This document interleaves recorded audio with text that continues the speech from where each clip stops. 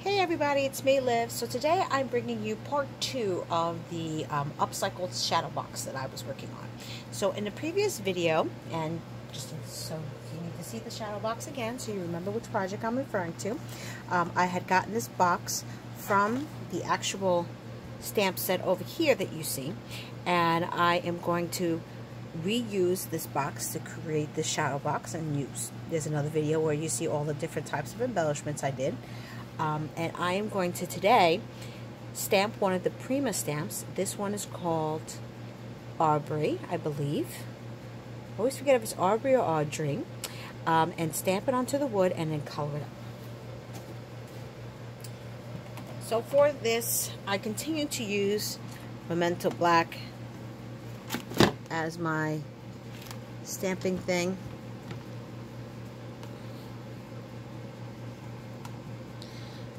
Now there is no ink on this, it just helps me stick this onto this side.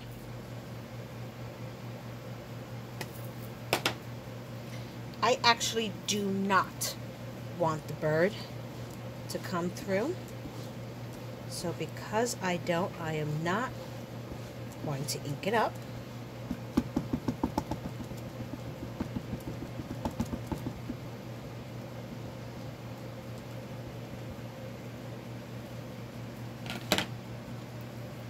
Another trick, if you're worried that you're going to get any ink on it and it's going to show up at all and carry over, is just to tape over it.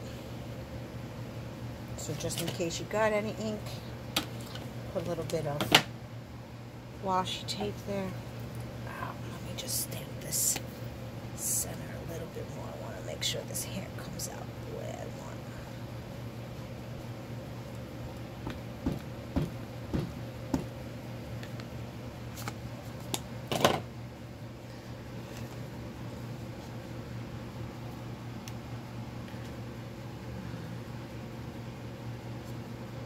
Making sure I'm positioning it the way that I envision it.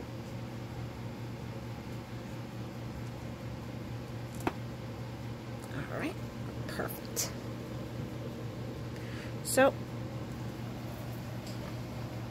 you want to do as best as you can. One of the reasons I do love stamps that have this outside print is that I can actually position very well. Sometimes when they don't have the outside print, you kind of have to guess where everything's going to line up.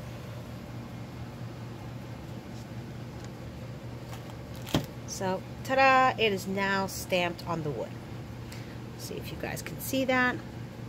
One thing I do find with wood, things do have a tendency, like you can see, probably right around here, to smudge a little bit. But that's okay.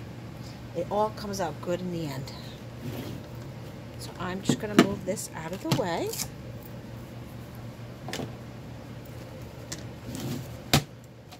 And take out my markers. In case you're wondering how I keep my markers, I do have one of those big suitcases with all my markers in it. I'll give you a sneak peek on how it looks.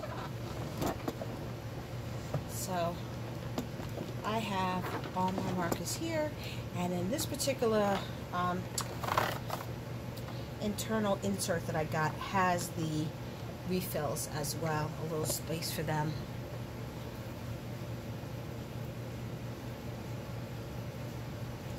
It only carries a certain amount of refills, and I'll show you a little bit better how it all looks. It carries up to 44 refills within it, but I have almost every single color right now in the collection. What I am working on now is my refills. So this is where I keep all my Copics. Now the point that I'm trying to do for this is to match. I'm going to close this out and move it out because it hogs up my whole table if I put it up here. Is to match the same colors that I utilize within the project.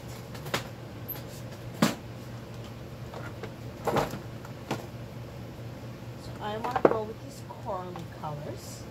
So the ones I'm going to use for the corally colors are R23, so R24, R22, and R21.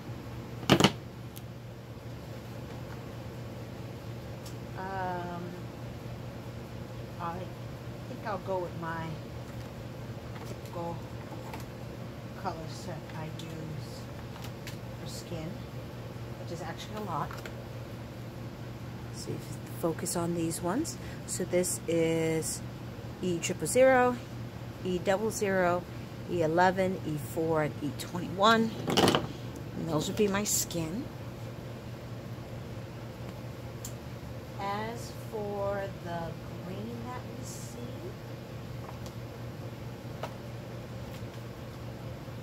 I will use YG91, 93, and 95. I'm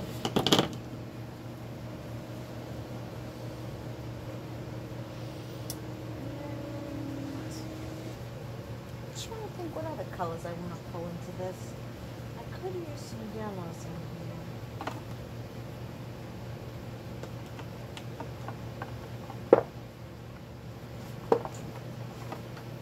Let's see how I want to do it. I'm going to pull some random colors too on the side. I got to test them on paper first and see what I want to do. And then the hair I'm going to leave for the last, just because I'm not sure what color I want my hair.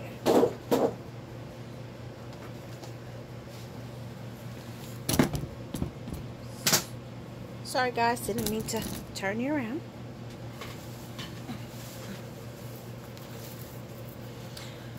So the first thing I usually start with is the skin. Again, with wood, you don't need to do as much because it won't, there's a tendency to sometimes bleed a little bit more on the wood. So that is something that I found. You really don't need to use that much to kind of get the effect that you want.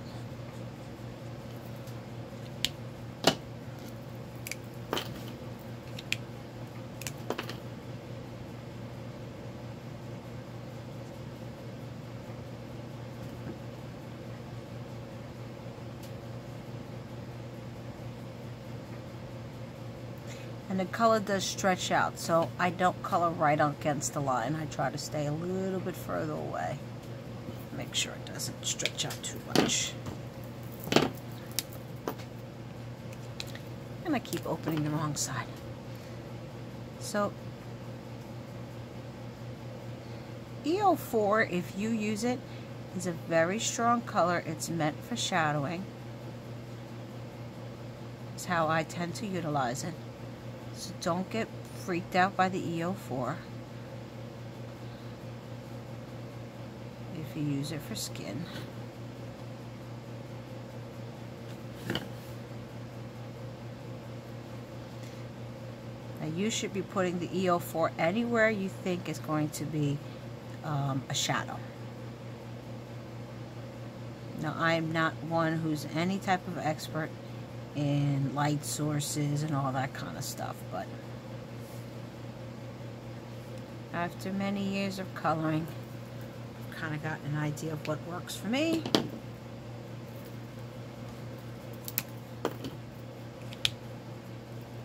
Next I'm moving on to my E11 to kind of blend that out a little bit.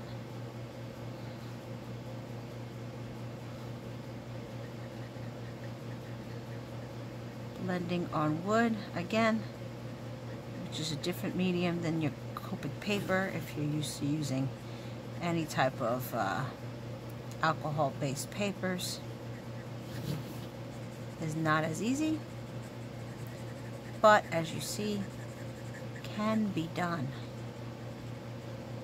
You can still get some blending, but you do have to be a little bit quicker on the wood and not heavy-handed with the ink.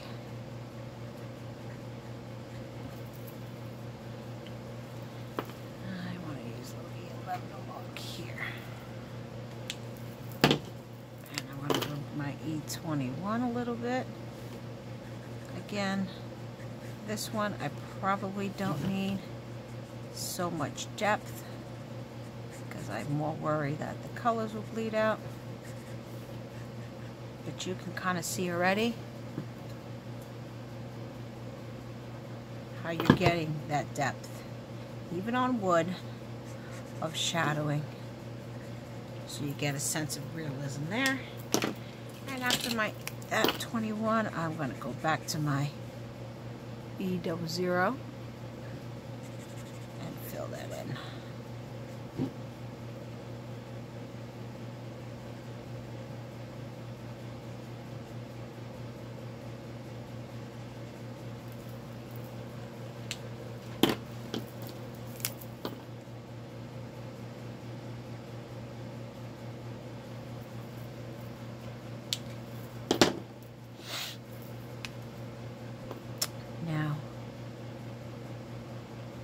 A lot of people color a lot of different ways. Some people like to do the darkest colors first. Some people like to do the lighter color first.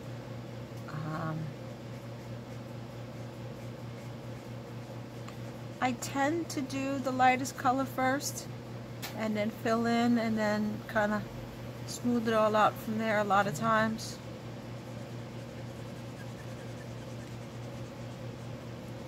But I'm not going to say I'm 100% consistent in that.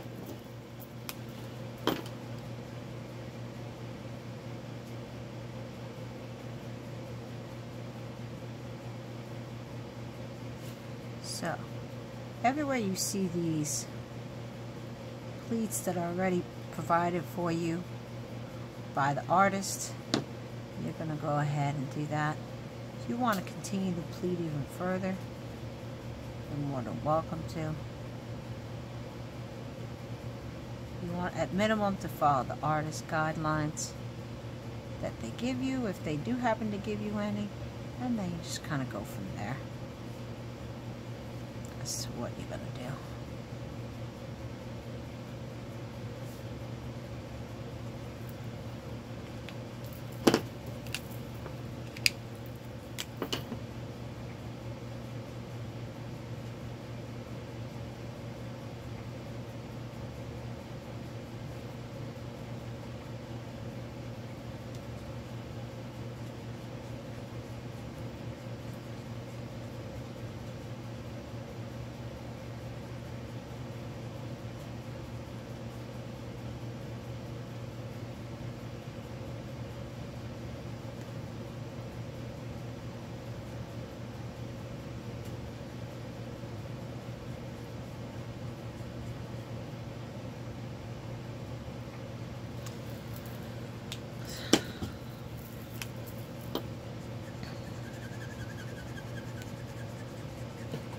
So then again, you're going to be filling this in. One of the things you have to be okay with when you're working with wood is that the grains are going to show. And I think that's really part of the charm of working with wood. Because you can see the grain lines, but I think it just adds a really cool touch to it. I don't personally mind, but there are people who may mind that.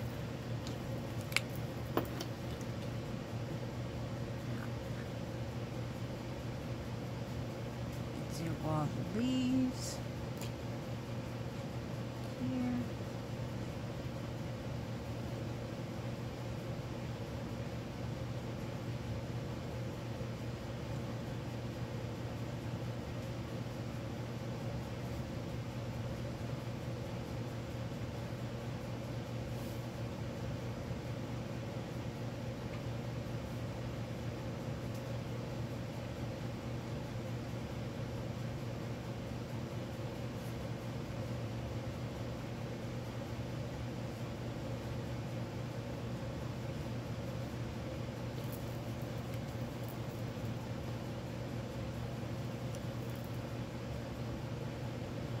See how many are the leaves and how many are the flowers. It's kind of tripping me up a little bit here.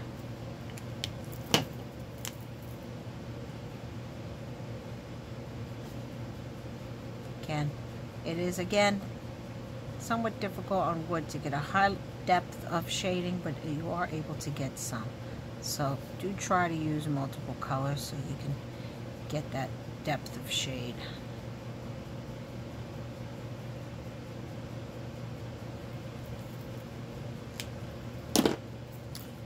right. Flowers, I think I'm gonna try somewhere along the yellow, see if that comes out. I'm worried on the wood we won't see it that well, but I guess we're not gonna know until we try and see if we can get this yellow to pop. Ah, yeah, the yellow comes out.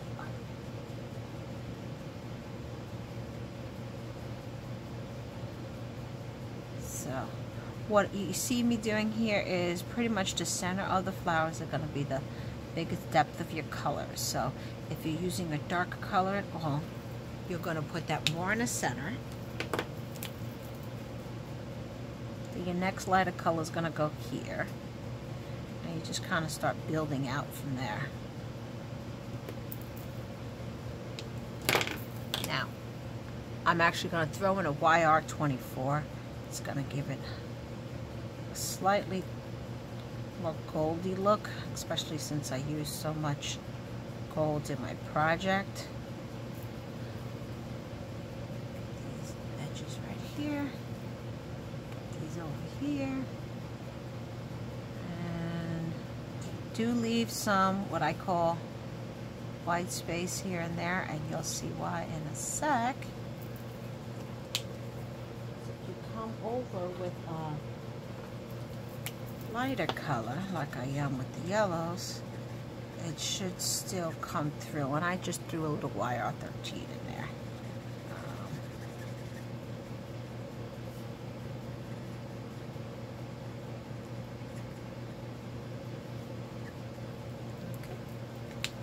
Okay. And I forgot some leaves down here to color, so let me color those up.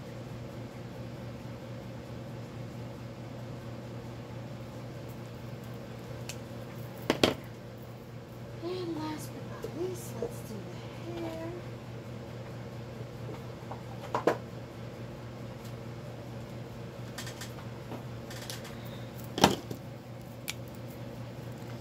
Hair I do tend to do dark to light, and I'm not sure why. I haven't gotten out of that yet. I just find for me, that's how I can see the dark of the hair first. So I do tend to do still dark to light.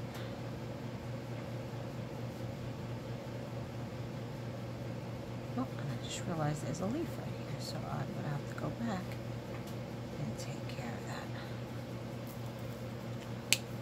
of that. For that, I used Y29. I'm sorry, E29. Then I'm going to use E27.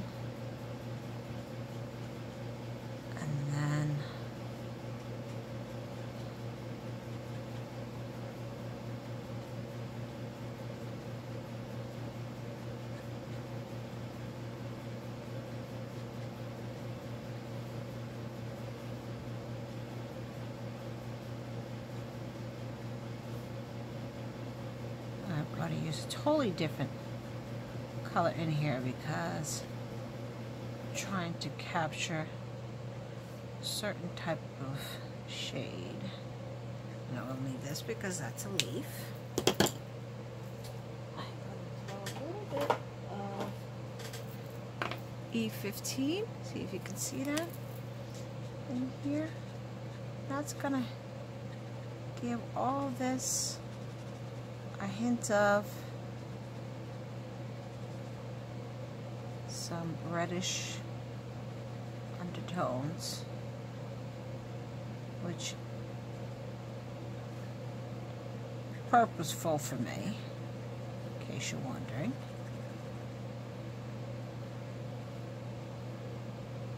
Just want a pop of it, nothing crazy. So when you do the colors, I usually take it to a certain point so that those lighter colors, oh, I need my darker green to do my leaf here.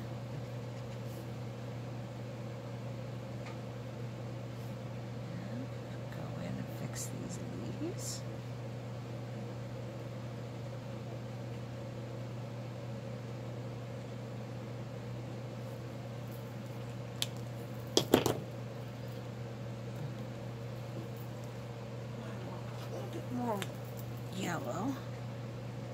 kind of come through.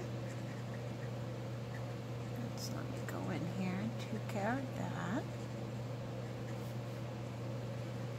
The flowers. And that's pretty much the extent. Kind of just give her a little bit of quote-unquote lipstick over here. Maybe nail polish for those nails.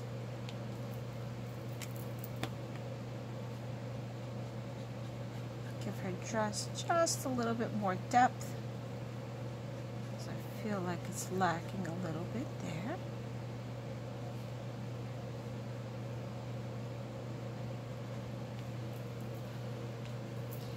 And ta-da!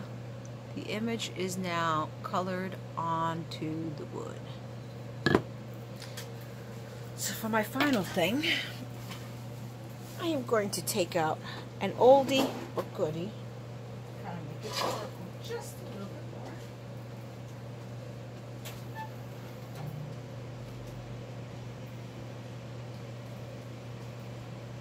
That oldie is stickles. So I'm going to put this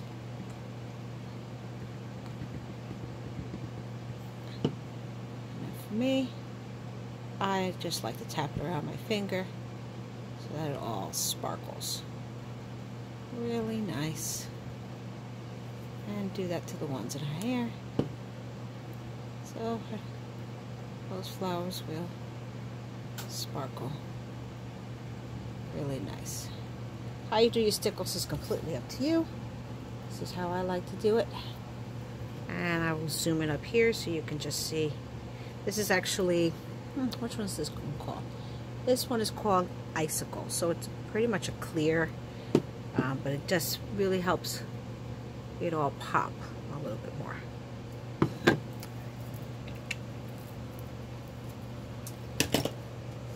So I'm going to go back to my original project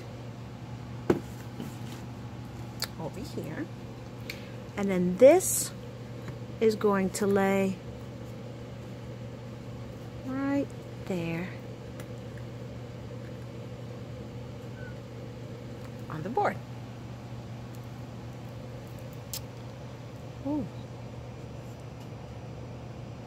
Make sure it's straight. And then I'm going to glue it down there. One thing I'm wondering is I do have some tulle, and whether or not the tulle would go at all underneath. Let me just look at that and see what I think about that look.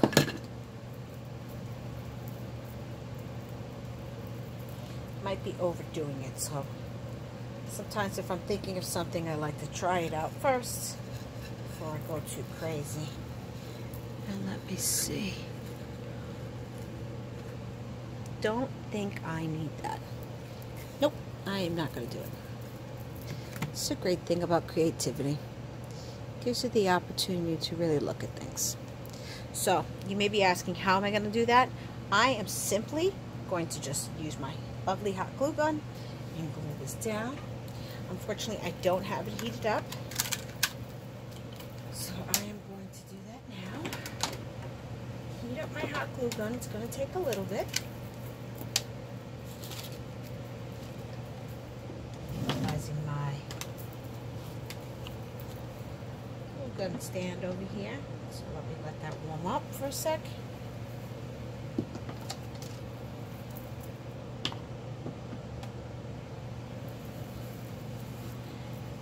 And then I'm going to glue this down. And then that will be the finished project. So I hope you guys enjoyed it, gave you some ideas of how you can reuse things.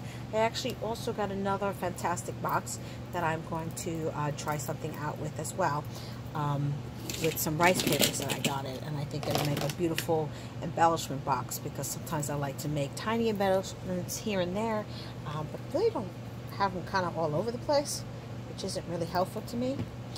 So what I'm going to do is going to make an embellishment box next. So I hope you guys enjoyed this video. Feel free to give a like below, make a comment, and hope everyone has a great night. Take care. Bye.